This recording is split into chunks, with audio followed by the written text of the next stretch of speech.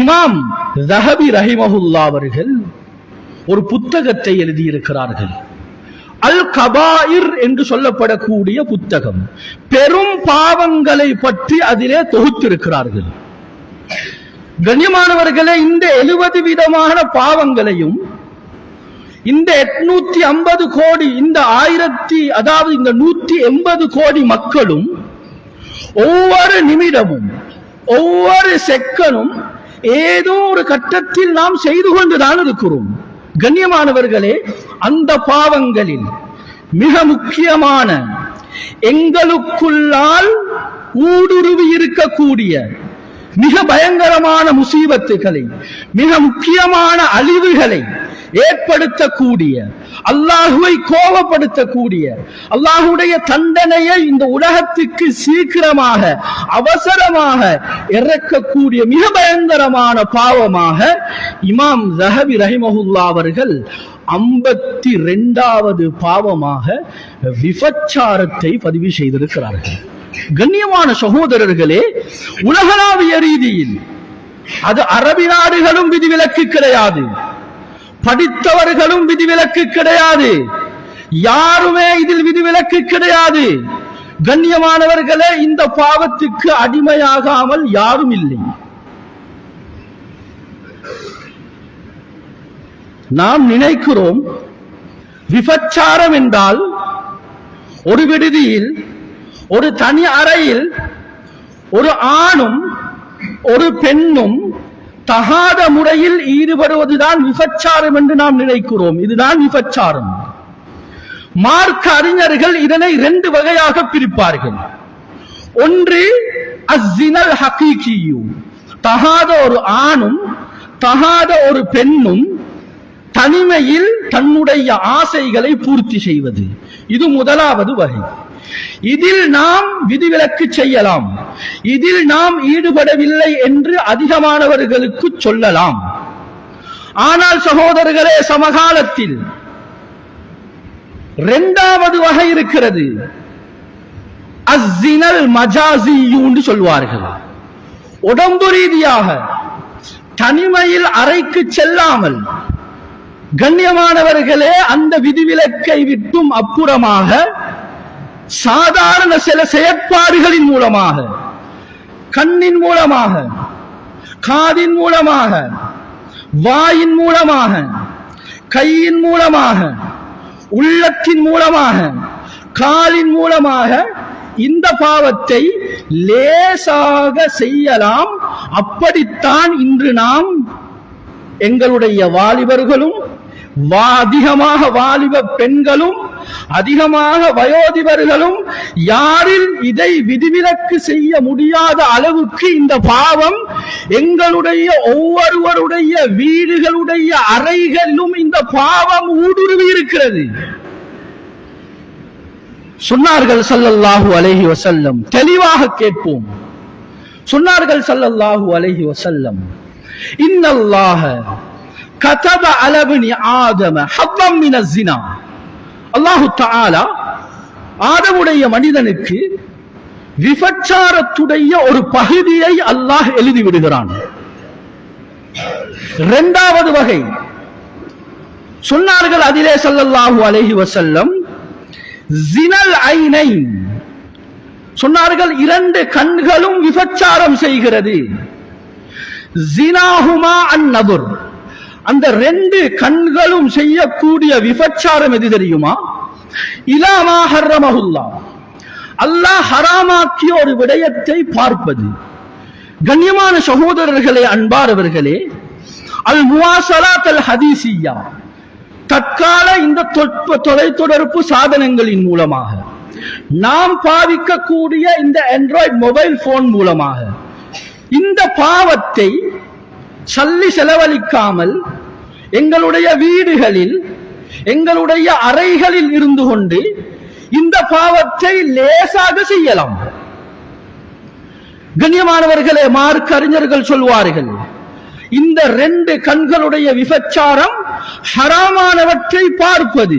இன்றைக்கு எங்கட சோசியல் மீடியால, இந்த FBல, இந்த டிக்டாக்ல, இந்த யூடியூப்ல, இந்த இன்ஸ்டாகிராம்ல இன்னொரு என்ன தொடர்பு சாதனங்கள் சகோதரர்களே, தொடர்ந்தாலே காலை அந்தில மாலையில 6 மணியிலிருந்து இரவுல 12 மணி வரை, அல்லது 1 மணி, அல்லது இன்னும் சிலர் 3 மணி, அல்லது இன்னும் சிலர் காலையில 6 மணி வரைக்கும் சகோதரர்களே இந்த பாவத்தை சர்வ சாதாரணமாக லேசாக செய்து கொண்டிருக்கிறார்கள்.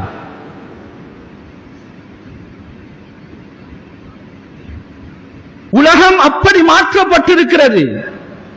இதில் எங்களோட வாலிபர்கள், குறிப்பாக எங்களுடைய பெண் குழந்தைகள் சகோதரர்களே இதில் அதிகமாக மாற்றுண்டிருக்கிறார்கள். இரண்டாவது சொன்னார்கள் ஸல்லல்லாஹு அலைஹி வஸல்லம், அல் ஐனானி அல் உதுனானி தஸ்னியான், 2 காதுகளும் விபச்சாரம் செய்கிறது. ஜிமாஹுமா அல் இஸ்திமா, அந்த காது செய்யக்கூடிய விபச்சாரம் என்ன தெரியுமா? அல்லாஹ் ஹராமாக்கியவற்ற இச்சையை தூண்டக்கூடிய குரல்களை, இச்சையை தூண்டக்கூடிய பாடல்களை, இச்சையை தூண்டக்கூடிய படங்களை பார்க்கிறது கேட்கிறது. கண்ணியமானவர்களே, காது செய்யக்கூடிய விபச்சாரம். இன்றைக்கு உலகத்தில் சகோதரர்களை யாரையும் இதிலிருந்து விதிவிலக்கு செய்ய முடியாது. இந்த பாவத்துக்கு நாம் அனைவரும் மாற்றுண்டிருக்கிறோம்.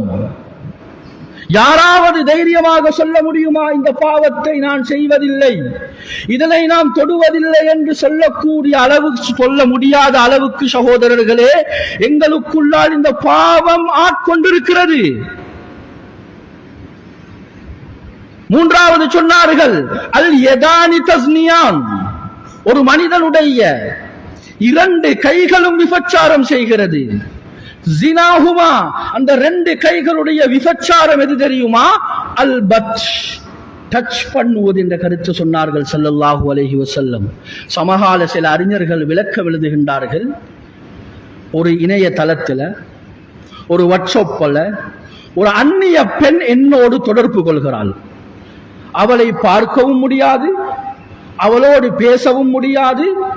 இப்படி இருக்கும் பொழுது நான் தெரிந்து கொண்டே அந்த மெசேஜுக்கு நான் மறுப்பு, அதாவது ரிப்ளை பண்ணுகிறேன் என்றால் சொல்கின்றார்கள், என்னுடைய கை செய்யக்கூடிய விபச்சாரம் அல் பத்ஷ், டச் என்ற கருத்தை எழுதுகின்றார்கள்.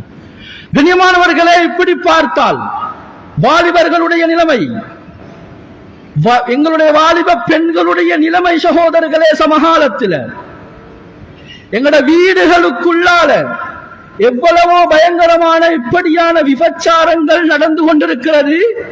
ஆனால் சகோதரர்களே, அது விபச்சாரம் என்பதும் ஒரு வகை என்பதும் எங்களுக்கு தெரியாது. கண்ணியமானவர்களே, மேலும் எழுதுகின்றார்கள், அல் ஃபம், வாய் விபச்சாரம் செய்கிறது. ஜினாஹு, அந்த வாயுடைய விபச்சாரம் எது தெரியுமா? அன்னுதுக், ஒரு மோசமான பாடலை படிக்கிறான், ஒரு மோசமான இச்சை ஊட்டக்கூடிய ஒரு வார்த்தையை பேசுகிறான். கண்ணியமானவர்களே, இதெல்லாம் எங்களுடைய வாய் செய்யக்கூடிய விபச்சாரம் என்ற கருத்தை ஸல்லல்லாஹு அலைஹி வஸல்லம் அவர்கள் தெளிவுபடுத்தி இருக்கிறார்கள். மேலும் சொன்னார்கள், அர்ரிஜிலான், ஒரு மனிதனுடைய 2 கால்களும் விபச்சாரம் செய்கிறது. ஜினாஹுமா, அந்த கால்களுடைய விபச்சாரம் எது தெரியுமா? இலாமா ஹர்ரமஹுல்லாஹ், அல்லாஹ் ஹராமாக்கிய ஒரு விடயத்துக்கு நாம் செல்கிறோம், ஒரு மானக்கேடான செயற்பாடுக்கு செல்கிறோம். ஒரு பெண் தொடர்பு கொண்டு இந்த இடத்துக்கு வர சொல்லி சொல்கிறாள், அல்லது ஒரு ஹராமான ஒரு படத்தை பார்ப்பதற்காக வேண்டி செல்கிறோம். கண்ணியமானவர்களே, ஒரு மானக்கேடான செயற்பாடுக்கு செல்கிறோம், ஒரு மியூசிக்கல் ஷோ கச்சேரிக்கு செல்கிறோம். கண்ணியமானவர்களே, எங்களுக்கு தெரியாமலே எங்களுடைய கால்கள் விபச்சாரத்துக்கு நடந்து கொண்டிருக்கிறது. கண்ணியமான சகோதரர்களே, இதை சொல்லி போட்டு கடைசியாக சொன்னார்கள், ஃபல் கல்பு, உள்ளம், யஷ்தஹி, ஒரு மனிதனுடைய உடம்புல இந்த எல்லா செயற்பாடுகளும் நடந்தா உள்ளம் அதனை ஆசை வைக்கும். உள்ளம் ஆசை வைத்தால் வல் ஃபர்ஜு யுஸத்திகு அவ் யுகذிப் சொன்னார்கள். ஒரு மனிதனுடைய அவம் ஒரு மனிதனுடைய மர்மஸ்தானம், அது ஆணோ பெண்ணோ யாராக இருந்தாலும் நிச்சயமாக இதை உண்மைப்படுத்தும் அல்லது பொய்ப்படுத்தும் என்ற கருத்தை ஸல்லல்லாஹு அலைஹி வஸல்லம் தெளிவுபடுத்தி இருக்கிறார்கள் என்றால், கண்ணியமான சகோதரர்களே, அன்பான நண்பர்களே, வாலிபர்களே, இந்த நாட்டில் வாழக்கூடிய 23 லட்சம் முஸ்லிம்கள் நாம், ஒரு கணக்கெடுக்கின்படி சொல்கிறது, எங்களுடைய சனத்தொகையை விடவும் 2 கோடி வாழ்கிறோம், 2 கோடியை விடவும் 4 மடங்கு ஆண்ட்ராய்டு மொபைல் போன்கள் இந்த நாட்டில் யூஸ் பண்ணப்படுது. தேவைக்காக வேண்டி அது வேறு விடயம். தேவையில்லாத இப்படியாப்பட்ட பாவங்களுக்காக வேண்டி அதிகமான பெற்றோர்கள் நாம் எங்களுடைய குழந்தைகளுக்கு வாங்கி கொடுத்திருக்கிறோம். அல்லது வாங்கி கொடுக்கப்பட்ட போன்களை சகோதரர்களே நாம் மௌனமாக இருந்து அங்கீகரித்திருக்கிறோம் என்றால் நாமும் பாவத்துக்கு உடந்தையாக இருக்கிறோம்.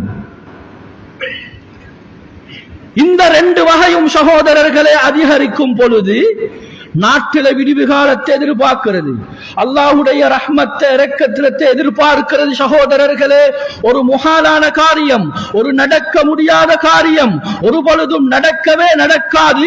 ஹிஸ்டரியில வரலாறுல எங்கேயுமே நடந்ததாக ஒரு வரலாறு சிறிய குறிப்பை யாருக்கும் காட்டவும் முடியாது.